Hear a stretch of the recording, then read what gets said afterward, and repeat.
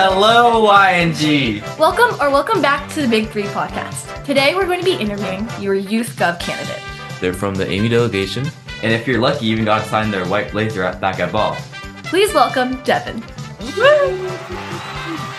Hey guys. Hi. Well, thank you so much for joining us this morning. Thank you for having me. Of course. How are you? Really, really good. Just got off winter break, so super hyped to get into the new semester. For sure. Always. Yeah. All right. So let's just get right into it. Can you give us a 3-point summary of your platform? Yeah, so I'll start off with my most popular piece of policy, which is the State of Emergency Program area, where delegates will learn how to respond to emergencies and put their work into practice by solving emergency simulations at Bob and at Sacramento next year. The next point is State Advocacy Days. So I was a part of the YMCA National Youth Advocate Program, and I wanted to bring that program to a local level here in California. So this program will give delegates the opportunity to speak to some politicians, their offices, and different organizations throughout the state to bring our program's political priorities to fruition through these organizations, through these politicians and their offices, just to give youth in government more of that real edge, that real impact in the community.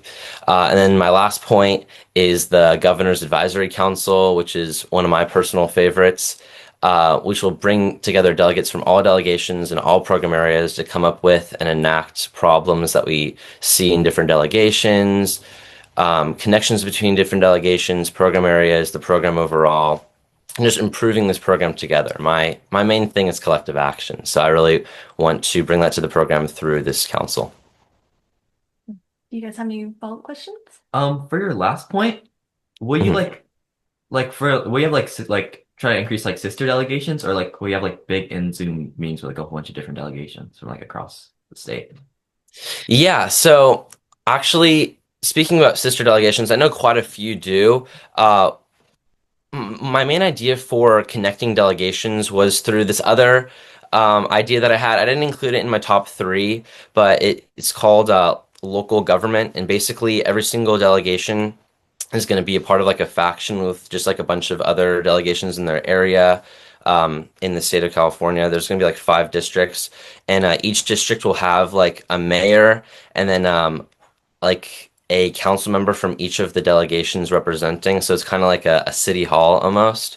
And then all the delegations will work together on a project, a passion project that has to do with one of the real world policy points of the governor. So one of my big interests is in the environment.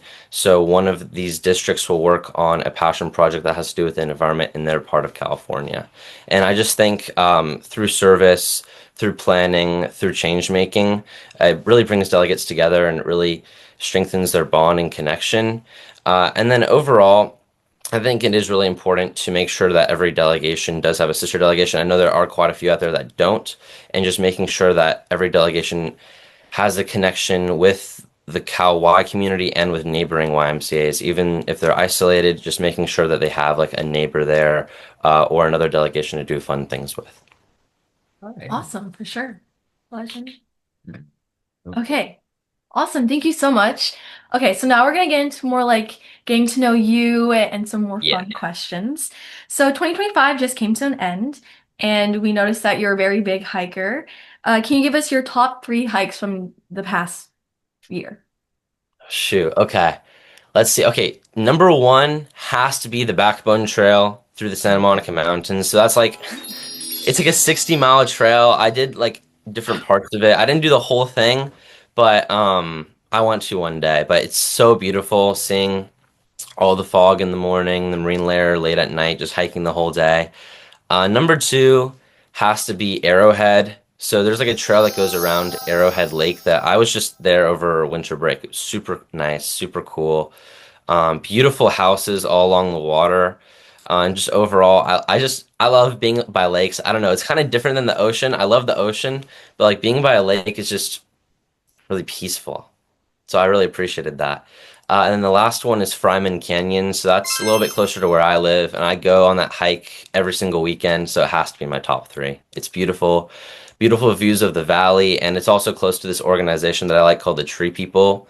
And they do a bunch of great work in the community, and I like to stop by and say hi to a couple of people I know there. So, yeah. Awesome.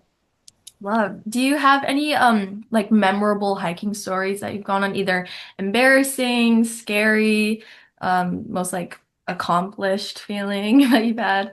One One hike I went on in Santa Barbara. So I was camping and I wanted to go on this hike with my friend through the hills because there was like this trail that like the campsite manager was telling us about.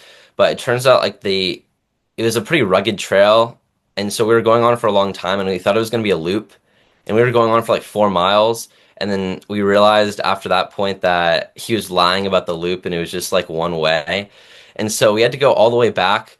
But we kind of got lost along the way because it was like rugged and like there's a bunch of like different trails coming off from the main trail. So I I don't know, we just had to like retrace like our steps in our like shoes, which is kind of seems like I don't know, like a Scooby-Doo like plot. And I don't yeah, I just thought it was really fun to try to like retrace our steps like in just a random TV show. And we found our way back, but our parents were mad at us. But that was definitely memorable because I don't know, it was just fun not getting lost, but finding our way back. Yeah, for sure. Good little side quest. Yeah. Yeah. You guys have any?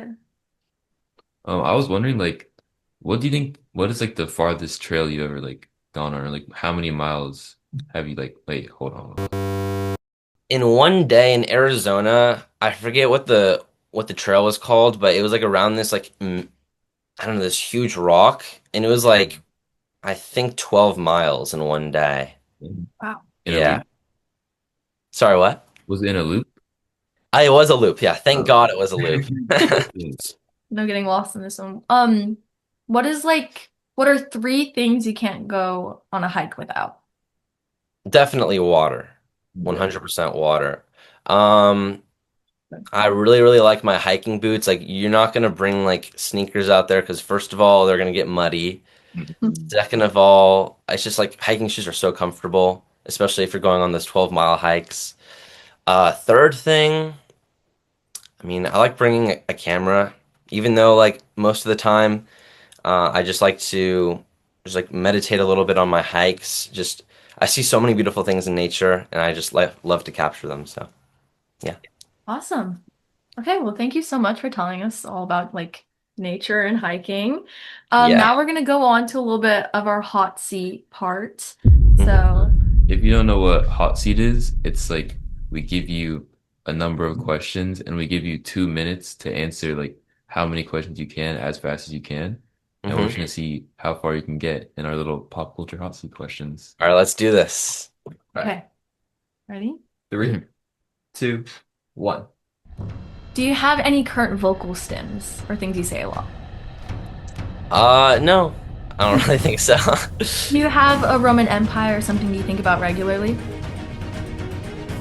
Think about baseball a lot. Mm. Okay, what trend do you refuse to participate in? Trend. In 2026, just like anything that has to do with brain rot, like anything that has to do with brain rot. We're not bringing that into the new year. Is there a trend that you secretly love?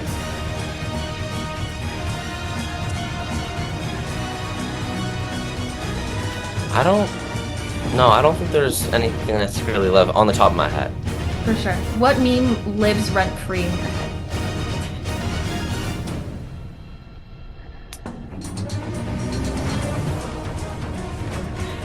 I don't know. What are some like? I don't know. What are some like regular memes out there? I'm not really like a meme person. What are your thoughts? What are your thoughts? Let's keep going. Keep going. What fictional character shaped you? Harry Potter, because I thought I looked like him when I was younger. Yes. What's your hot take? Hot take in general, I think that all the current athletes are like the best athletes of all time. Like we're living like the best generation of sports of all time. If your life was a movie, what genre would it be? Action adventure. And what's the most embarrassing phase you've gone through? I mean, I'm not sure if it's embarrassing, but like I liked Ariana Grande for a long time. I don't know. That's embarrassing. What's your go-to comfort meal? Chicken piccata. Ooh. And what would your warning label be? Warning label. I think I talk too much. If you're like if you don't like talkers, then yeah, but you should stay away from me. Okay, and that Yeah, we're out of time. we're out of time. That concludes our hot seat. Thank you so much for your answers. Thank you. I need to brush up on my meme knowledge. I really got to. It's hard work. Yeah, being put on the spot is difficult. Like, I feel like when someone's like, "Oh, name a time I did that," then like when you go blank, like Yeah. that's hot seat for sure. That, this is hot seat. Okay. Well, just one final question. Since SAC's around the corner, we're wondering if you have like any like advice you would give to a new delegate in like their first time at SAC. A new delegate, yeah. So my first time at Sacramento, I'm not gonna lie, I was like a little nervous because obviously you don't know what's gonna happen there. There's just a bunch of like high schoolers there. You're usually like a freshman or like an underclassman. So like seeing a bunch of like older kids in suits can be kind of like intimidating. But overall, like whatever grade you're in, just try to walk away from Sacramento feeling proud that you stepped up or you spoke on something at least once because I feel like we're here in this program to work on our public speaking. We're here in this program to really work on ourselves and work on our knowledge and our confidence, and also contribute to this community of creative thinkers, of change makers, and just be a part of that innovation. Be a part of the creativity that goes on in your program area. Be a part of the conversations, even if it's just like one program area or one program session. I feel like you should just always push yourself because nobody's really going to remember anything after 5 minutes anyway. And I think you'll surprise yourself. Yes, definitely about the forgetting part and just taking that risk. Yeah. Well, that concludes our episode, Devon. Thank you so much for coming on today. Thank you. Yes, and we can't wait to see you at SAC. Yeah, can't wait to see you guys Wait. at SAC and everybody else. Well, yeah. If there's anywhere like someone wants to find you, like where could they find your platform at? Yeah, they can find my platform at Devon for Youth Gov on Instagram. It'll be right here. Right there. Right there. Right there. Boom. Boom. Perfect. All right. Thank you so Thank you much. so much, Devon. Thank you guys. All right.